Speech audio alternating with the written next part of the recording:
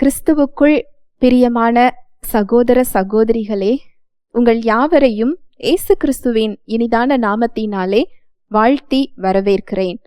தேவனுடைய வார்த்தை சொல்லுகிறது, சத்தியத்தையும் அறிவீர்கள், சத்தியம் உங்களை விடுதலையாக்கும் என்று சொல்லுகிறது.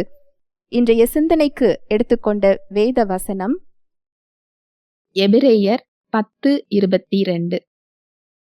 துர்மனசாட்சி நீங்க தெளிக்கப்பட்ட இருதயமுள்ளவர்களாயும் சுத்த ஜலத்தால் கழுவப்பட்ட சரீரமுள்ளவர்களாயும் உண்மையுள்ள இருதயத்தோடும் விசுவாசத்தின் பூரண நிச்சயத்தோடும் சேர கடவோம். ஹல்லேலூயா, பிரைஸ் தி லார்ட். அவருடைய ரத்தம் என்ன செய்திருக்குதா அப்படின்னா, துர்மனசாட்சி நீங்க தெளிக்கப்பட்ட இருதயமுள்ளவர்களாக நம்மை மாற்றி இருக்கிறது. அவர் சிலுவையில் சிந்திய ரத்தத்தின் மூலம் அங்கு நமக்கு என்ன மாற்றம் ஏற்பட்டிருக்கு அப்படின்னா, யார் ஒருவர் இயேசு கிறிஸ்துவை இரட்சகராக ஏற்றுக்கொண்டிருக்கிறார்களோ அவங்க அடுத்த நொடியே அவங்களுடைய ஆவியில் அவங்க புதிய சிருஷ்டியாக மாறுகின்றனர். ஆவியில ஒரு புதிய ஆவியை அவங்க பெற்றுக்கொள்ளுகிறார்கள்.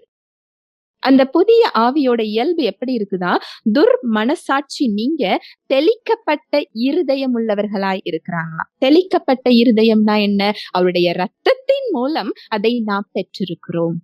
துர்மனசாட்சி துர்மனசாட்சி அப்படின்னா என்ன? நம்ம எல்லாருக்குமே இது தெரியும். ஒரு தவறு செய்யும் போது, ஒரு செயல்ல நம்ம தடுமாறி விழும் பொழுது வேற யாரும் நம்மளை குற்றம் சுமத்த வேண்டாம், நம்முடைய மனசாட்சியே அது தவறு என்று நம்மை உணர்த்தும் இல்லையா? இந்த துர்மனசாட்சிய அவருடைய ரத்தம் நமக்கு என்ன செஞ்சிருக்குதா? போக்கி இருக்குதா. தேவனுடைய பிரசன்னத்திற்கு நாம் செல்வதற்கு, உதாரணத்துக்கு தேவனோடு பேசும் பொழுது நம்ம ஏதாவது தவறு செய்தோம் என்றால், ஒரு செயலை சரியாக செய்யவில்லை என்றால் நம்முடைய மனசு நம்மை குற்றம் சாட்டும். அந்த பாவமானது நமக்கும் அவருக்கும் இடையே ஒரு தடையாக இருக்கும். அந்த பாவம், அந்த செயல், அந்த குறை நம் கண் முன்னால் நின்று கொண்டிருக்கும். இந்த குற்ற மனப்பான்மையானது நம்மால் தேவனிடத்தில் தைரியமாக செல்வதை அது தடுக்கும். ஆனா இயேசு கிறிஸ்துவின் ரத்தம் சிலுவையில் என்ன செய்திருக்கிறது என்பதை நாம் அறிந்து கொள்ளும் பொழுது அந்த ரத்தம் நம்மை பாவங்களற கழுவி இருக்கிறது. இன்னொரு வசனம் பார்க்கலாம், எபிரேயர் 9:12. வெள்ளாட்டுக்கடா இளங்காளை இவைகளுடைய இரத்தத்தினாலே அல்ல, தம்முடைய சொந்த இரத்தத்தினாலும் ஒரே தரம் மகா பரிசுத்த ஸ்தலத்திலே பிரவேசித்து நித்திய மீட்பை உண்டு பண்ணினார். இயேசு கிறிஸ்து சிந்தின ரத்தம் வெள்ளாட்டுக்கடா இளங்காளை போன்ற ரத்தம் கிடையாதா. அந்த ரத்தத்தினால அவர் நமக்கு மீட்பை கொடுக்கலையா, தம்முடைய சொந்த ரத்தத்தினாலும் ஒரே தரம் மகா பரிசுத்த ஸ்தலத்திலே பிரவேசித்து, அதுவும் கொஞ்ச நேரம் மீட்பு, தற்காலிக மீட்பு, இன்னும் கொஞ்ச நாளைக்கு மீட்பு, அப்படிப்பட்ட மீட்பு இல்ல, நித்திய மீட்பை உண்டு பண்ணினார். நித்திய மீட்புனா என்ன அர்த்தம்னா, என்றென்றைக்குமான மீட்பு. தேவனோட உறவிற்குள் செல்வதற்கு நமக்கு என்றென்றைக்குமான மீட்பு இருக்குது. இந்த உலகத்திலும் நாம் அவரோடு உறவில் இருக்க முடியும். நாம் இந்த உலகத்தை விட்டு செல்லும் போது நம்மால் பரலோகத்திற்கும் செல்ல முடியும். அப்படிப்பட்டதான ஒரு மீட்பு நித்தியமாக நமக்கு கொடுக்கப்பட்டிருக்கிறது. இதுல எந்த கண்டிஷனும் இல்ல. ஒரே ஒரு கண்டிஷன் தான், இயேசு கிறிஸ்துவை நாம் விசுவாசிக்க வேண்டும், அவரை இரட்சகராக ஏற்றுக்கொள்ள வேண்டும். இதன் மூலம் இந்த நித்திய மீட்பு நமக்கு என்ன செய்யப்பட்டிருக்கு? கொடுக்கப்பட்டிருக்கு. தம்முடைய சொந்த இரத்தத்தினாலும் ஒரே தரம் மகா பரிசுத்த ஸ்தலத்தில் பிரவேசித்து இந்த நித்திய மீட்பை உண்டு பண்ணி இருக்கிறார். அப்போ அவரிடத்தில் நாம் ஜெபிக்கும் பொழுது, அவருடைய பிரசன்னத்தில் நாம் காத்திருக்கும் பொழுது, இந்த சத்தியத்தை நாம் அறிந்து கொள்ளும் போது, இயேசு கிறிஸ்துவின் ரத்தம் என்ன செய்திருக்கிறது? என்னுடைய துர்மனசாட்சி நீங்க கழுவப்பட்ட தெளிக்கப்பட்ட இருதயத்தை எனக்கு அது கொடுத்திருக்கிறது. இந்த செயல் கிறிஸ்துவின் ரத்தத்தின் மூலம் செய்யப்பட்டிருக்கிறது அப்படிங்கிறத அறிந்து கொள்ளும் போது தடையாக இருக்கின்ற பாவம் அங்கு நீக்கப்பட்டிருக்கிறது. அதற்கான விலை செலுத்தப்பட்டிருக்கிறது, இரண்டத்தனையாக செலுத்தப்பட்டிருக்கிறது. அவருடைய ரத்தம் என்னை பாவங்களற கழுவி இருக்கிறது. என்னுடைய குற்ற மனப்பான்மையை, துர்மனசாட்சியை அது போக்கி இருக்கிறது. ஒரு விலை அங்கு செலுத்தப்பட்டு விட்டது அப்படிங்கிறத நாம தெரிந்து கொள்ளும் போது அந்த குற்ற மனப்பான்மையிலிருந்து நாம் விடுதலையை பெற்றுக்கொள்ளுவோம். ஹல்லேலூயா, பிரைஸ் தி லார்ட். குற்ற மனப்பான்மையில இருந்து, அந்த மனசாட்சியில இருந்து விடுதலை பெற்றுக் கொள்ளுகிறதோட முக்கியத்துவம் என்ன? என்ன முக்கியத்துவம் அப்படின்னு சொன்னா, நம்முடைய இருதய விசுவாசத்தின் மூலமாக தான் சிலுவையில் அவர் கொடுத்த மீட்பின் பலன்களை நம்மால் பெற்றுக்கொள்ள முடியும். தேவன் கிறிஸ்துவின் மூலமாக நமக்கு மிகப்பெரிய மீட்பை கொடுத்திருக்கிறார். சின்ன மீட்பெல்லாம் இல்ல. நாம் அதை அறியாததினால் அதை பெற்றுக்கொள்ளாமல் இருக்கிறோம். நாம் பெற்றுக்கொள்ளாமல் இருக்கிறதினால் தேவன் கொடுக்காமல் இருக்கிறாருன்னு அர்த்தம் இல்ல. அவர் எப்பொழுது அங்கு முடிந்தது அப்படின்னு சொல்லி சிலுவையில சொன்னாரோ, அங்கு தேவனுக்கும் மனிதனுக்கும் இடையே இருந்த தடை, பாவம் அங்கு தகர்த்தெறியப்பட்டது. அந்த பாவம் அங்கு இல்லாமல் போய்விட்டது. மேற்குக்கும் கிழக்குக்கும் எவ்வளவு தூரமோ அவ்வளவு தூரமாய் அந்த பாவம் விலகிவிட்டது. பாவங்களற நம்மை கழுவி எடுத்து ஒரு புதிய சிருஷ்டியாக அவர் மாற்றி இருக்கிறார். அந்த ரட்சிப்பில் நமக்கு இந்த உலகத்திற்கு நமக்கு என்ன தேவையோ அத்தனை விடுதலையும் தேவ வாழ்வும் இன்னும் போக போகின்ற உலகத்திற்கு நமக்கு என்ன தேவையோ அந்த தகுதியும் கொடுக்கப்பட்டு விட்டது. ரட்சிப்புல இவ்ளோ பெரிய பொக்கிஷம் இருக்கு. இந்த ரட்சிப்பின் பலன்களை நம்ம இந்த உலகத்துல பெற்றுக்கொள்ளணும் அப்படின்னா எப்படி பெற்றுக்கொள்ள முடியும்? ரட்சிப்பை நம்ம எப்படி பெற்றுக்கொண்டோம்? இயேசு கிறிஸ்துவை விசுவாசித்ததன் மூலம் ரட்சிப்பை நாம் பெற்றுக்கொண்டோம் இல்லையா? அதே போலதான் ரட்சிப்புக்குள் இருக்கின்ற இத்தனை பெரிய பலன்களையும் பொக்கிஷத்தையும் அப்படிதான் விசுவாசிச்சு பெற முடியும். இருதய விசுவாசத்தின் மூலமாக. எனக்காக இயேசு கிறிஸ்து இதை செய்து முடித்திருக்கிறார். என் நோயை அவர் சுமந்து கொண்டார். என் பாவத்தை அவர் சுமந்து கொண்டார். நான் சுமக்க தேவையில்லை. அவர் எனக்காக சாபமாக்கப்பட்டிருக்கிறார். நான் சாப விளைவுகளில் இருக்க வேண்டிய அவசியமில்லை. இருளின் அதிகாரத்திலிருந்து நான் விடுதலையாக்கப்பட்டிருக்கிறேன். சாத்தானால் என்னை மேற்கொள்ள முடியாது. இருளின் அதிகாரம் என்னை பிடித்து வைத்திருக்க முடியாது. ஒவ்வொன்றையுமே நீங்க விசுவாசத்தின் மூலமாக தான் என்ன செய்ய முடியும்? பெற்றுக்கொள்ள முடியும். இந்த விசுவாசத்திற்கு அங்கு தடை உண்டு பண்ணுகிறது என்ன அப்படின்னா இந்த மனசாட்சி. நம்முடைய மனசாட்சி சாத்தான் குற்றப்படுத்துகிறது. இது ரெண்டுமே நமக்கு அங்கு ஒரு சந்தேகத்தை உண்டு பண்ணும். இந்த இருதய விசுவாசத்தில் நம்மால் நிலைத்து நிற்க அது விடாது. நம்முடைய விசுவாசத்தை அது குறைத்து விடும். அங்க இந்த தவறெல்லாம் நீ செஞ்சிருக்கிற, இந்த பாவத்தெல்லாம் நீ செஞ்சிருக்கிற, இதை எப்படி தேவன் ஏற்றுக்கொள்ளுவார்? இதை எப்படி தேவன் மன்னிப்பார்? தேவன் மன்னிக்க முடியாத அளவுக்கு இது பெரிய பாவமா இருக்குதே. இந்த மாதிரியான எண்ணங்கள், குற்ற மனப்பான்மைகள். தேவனுடைய பிரசன்னத்துல நிக்கிறதற்கு உனக்கு தகுதி இல்லை. வேதம் வாசிக்கிறதற்கு உனக்கு தகுதி இல்லை. அவரிடத்தில் ஜெபிப்பதற்கு உனக்கு தகுதி இல்லை. அவர் உன்னை ஏற்றுக்கொள்ள மாட்டார். உன் மீது கோபமாக இருக்கிறார். அவருக்கு உன்மேல் பிரியமில்லை அப்படிங்கிற அந்த மனசாட்சியானது நம்மை குற்றப்படுத்தும். இந்த குற்ற மனசாட்சியில இருக்கும் போது நம்மால் அவர் செய்து முடித்த செயல்களை விசுவாசிக்க முடியாது. அந்த விசுவாசத்தில் நமக்கு ஒரு தடுமாற்றம் வரும். தேவனை விசுவாசிப்பதில் அவருடைய பிரசன்னத்துல நிற்க கூட நம்ம விலகி ஓட ஆரம்பித்து விடுவோம். இந்த மனசாட்சி இந்த வேலையை செய்யும். ஆனா இயேசு கிறிஸ்துவின் ரத்தம் இங்க என்ன செஞ்சிருக்குதா? மனசாட்சி நீங்க தெளிக்கப்பட்ட இருதயத்தை நமக்கு கொடுத்திருக்கிறதா. ஹல்லேலூயா, பிரைஸ் தி லார்ட். நம்முடைய ஆவியில் அந்த இருதயம் நமக்கு கொடுக்கப்பட்டிருக்கிறது.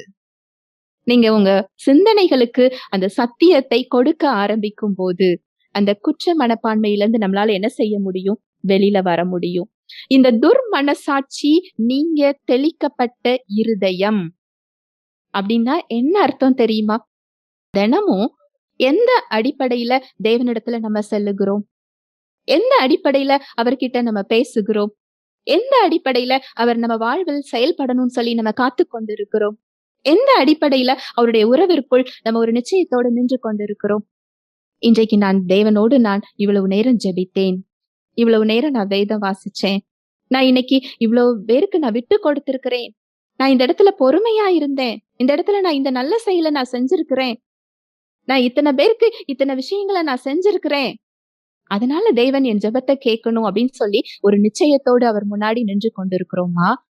இல்ல, எனக்கும் தேவனுக்குமாக இருந்த தடையை, பாவத்தை இயேசு கிறிஸ்துவின் ரத்தம் அங்கு கழுவி விட்டது, நீக்கி விட்டது. அவருடைய ரத்தத்தினால் நான் தேவனுக்குள் ஒப்புரவாக்கப்பட்டிருக்கிறேன். எப்படி தெரியுமா நம்ம தேவனுக்குள்ள ஒப்புரவாக்கப்பட்டிருக்கிறோம்? நம்முடைய பலத்தினால் அல்ல. எபேசியர் 2:13 வாசிக்கலாம். முன்னே தூரமாய் இருந்த நீங்கள் இப்பொழுது கிறிஸ்து இயேசுவுக்குள் கிறிஸ்துவின் இரத்தத்தினாலே சமீபமானீர்கள். முன்னே தூரமாயிருந்தோமா? எப்போ? இயேசு கிறிஸ்துவை இரட்சகராக ஏற்றுக்கொள்வதற்கு முன்னால் நாம் இன்னொரு இயல்பை பெற்றிருந்தோம். இருளுக்குரிய இயல்பை பெற்றிருந்தோம். எதிரியின் இயல்பை பெற்றிருந்தோம். வழி தப்பி போன ஆடுகளைப் போல் இருந்தோம். இப்பொழுது நம்ம எப்படி இருக்கிறோமா? இயேசு கிறிஸ்துவின் இரத்தத்தினாலே சமீபமானீர்கள். அதுவும் எப்படி? இயேசு கிறிஸ்துவுக்குள். யாரு ஒருத்தங்க அவரை ஏற்றுக்கொண்டிருக்கிறாங்களோ அவங்க உணர்ந்தாலும் சரி, உணரவில்லை என்றாலும் சரி, இயேசு கிறிஸ்துவின் இரத்தத்தின் மூலம் அவங்க தேவனுக்குள் அவங்க சமீபமாய் இருக்கிறார்கள். அவங்களால உணர முடியல அப்படிங்கிறதுக்காக தேவன் என்னை வெறுக்கிறார் அப்படின்னு சொல்லி நினைக்காதீங்க. தேவன் என் மேல் கோபமாய் இருக்கிறார், என்னை ஏற்றுக்கொள்ளவில்லை. உங்க வாழ்க்கையில ஒரு பிரச்சனை இருக்கு, ஒரு கட்டுகள் இருக்கு அப்படிங்கிறதுனால தேவன் உங்களுக்கு விடுதலை கொடுக்கவில்லைன்னு அர்த்தம் இல்ல. சிலுவையில் 2000 வருடங்களுக்கு முன்பதாகவே அதை அவர் கொடுத்து விட்டார். இயேசு கிறிஸ்துவின் இரத்தத்தின் மூலம் நீங்க தேவனுக்கு சமீபமா இருக்கிறீங்க. தூரமாலாம் இல்ல, சமீபமா இருக்கிறீங்க. எவ்வளவு சமீபம் தெரியுமா? உலகத்தை படைத்தவர் உங்களுக்குள் இருக்கிறார். அவ்வளவு சமீபமா இருக்கிறீங்க. அவரிடத்தில் நாம் ஒன்றை கேட்கும் போது, அவரிடத்தில் நாம் பேசும்போது, ஜெபிக்கும் போது எந்த அடிப்படையில், எந்த இடத்தில் நின்று கொண்டு நாம் கேட்கிறோம்? நான் இவ்வளவு பொறுமையா இருந்தேன், இவ்வளவு நல்ல செயலை செஞ்சிருக்கிறேன், இவ்வளவு விட்டு கொடுத்திருக்கிறேன், நான் தேவனுக்காக இந்த செயல்களை எல்லாம் செஞ்சிருக்கிறேன், இத்தனை வருஷம் நான் செஞ்சிருக்கிறேன்னு சொல்லி நம்முடைய தகுதியின் அடிப்படையில கேட்கிறோமா? இயேசு கிறிஸ்து நமக்கு சிந்திய இரத்தத்தின் அடிப்படையில் அந்த இடத்துல நின்று கேட்டுக்கொண்டிருக்கிறோமா? எந்த இடத்துல நின்று கேட்டுக்கொண்டிருக்கிறோம்? நம்முடைய தகுதியின் அடிப்படையில் நாம் தேவனோடு நாம் சமீபமாக மாறவில்லை. நம்முடைய தகுதியின் அடிப்படையில நம்ம தேவனோடு ஒப்புரவாக்கப்படவில்லை. நம்முடைய தகுதியின் அடிப்படையில நாம் தேவனோடு ஒப்புரவாகவும் முடியாது. அதுதான் உண்மை. ஏன்னா நம்முடைய பாவத்திற்கான தண்டனை மட்டும் கொடுக்கணும் அப்படிங்கிறது இல்ல. அங்க பாவத்திற்கான தண்டனை கொடுத்தாலும் நம்முடைய ஆவியில் மரித்த நிலைமையில் நாம் இருந்தோம். பாவ இயல்பை நாம் பெற்றிருந்தோம். அந்த பாவ இயல்பு போக்கப்பட வேண்டும். அங்கு ஒரு புதிய இயல்பு வர வேண்டும். பழைய ஏற்பாடுல பாத்தீங்கன்னா வசனங்கள் ரொம்ப அழகா சொல்லும். எரேமியா, எசேக்கியேல் எல்லாம் போடப்பட்டிருக்கும். இருதயமானது மகா திருக்குள்ளதும் கேடுள்ளதுமாய் இருக்கிறது. உங்களுடைய கல்லான இருதயத்தை எடுத்துவிட்டு உங்களுக்கு நான் நவமான சதையான இருதயத்தை நான் உங்களுக்கு கொடுப்பேன். அவருடைய வார்த்தை சொல்லுகிறது. அந்த இருதயத்தை இயேசு கிறிஸ்துவின் மூலமாக நமக்கு அவர் கொடுத்து விட்டார். சதையான இருதயம் நமக்கு இப்பொழுது கொடுக்கப்பட்டிருக்கிறது. இது நம்முடைய தகுதியின் அடிப்படையில இல்ல, இயேசு கிறிஸ்து சிலுவையில் சிந்திய இரத்தத்தின் அடிப்படையில் இந்த சதையான இருதயத்தை நாம் பெற்றிருக்கிறோம். புதிய சிருஷ்டியான ஆவியின் இயல்பை நாம் பெற்றிருக்கிறோம். எந்த இடத்தில் நின்று கொண்டு நாம் தேவனிடத்தில் இதை கேட்கிறோம்? இன்றைக்கு என்னுடைய உணர்வுகள் சொல்லுகிறது, என்னுடைய சிந்தனைகள் சொல்லுகிறது, நான் இவ்வளவு நேரம் ஜெபித்ததுனால எனக்கு ஒரு விசுவாசத்துல நான் நிற்கிறேன், அதனால் என் ஜெபம் கேட்கப்படும். இன்னைக்கு நான் ஒருத்தர்கிட்ட கோபப்பட்டுட்டேன், இல்ல இந்த மாதிரி ஒரு தவறை நான் செய்து விட்டேன், அதனால என் ஜெபம் கேட்கப்படாது. உங்களுடைய உணர்வுகளை வச்சு நீங்க அதை பார்க்காதீங்க. உங்களுடைய சரீரத்துல உங்களுக்கு சொல்லப்படுகின்ற சூழ்நிலைகளை வச்சு அவரை பார்க்காதீங்க. நம்முடைய தகுதியின் அடிப்படையில அந்த கிருபையை பெற முடியாது.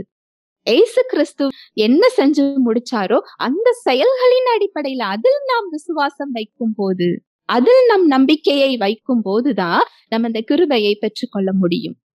Price the Lord. ஹல்லேலூயா. பரிசுத்த ஆவியானவர் தாமே தேவ வார்த்தையோடு கூட உங்கள் யாவரோடும் இடைப்பட்டார் என்பதை விசுவாசிக்கிறேன். தேவ வார்த்தையில் சொல்லப்பட்ட சத்தியத்தின்படி சிந்திக்க, செயல்பட இன்று நாம் தீர்மானம் எடுப்போம். தேவனுடைய கிருபையும் சமாதானமும் உங்கள் அனைவரோடும் கூட என்றைக்கும் இருப்பதாக. ஆமேன்.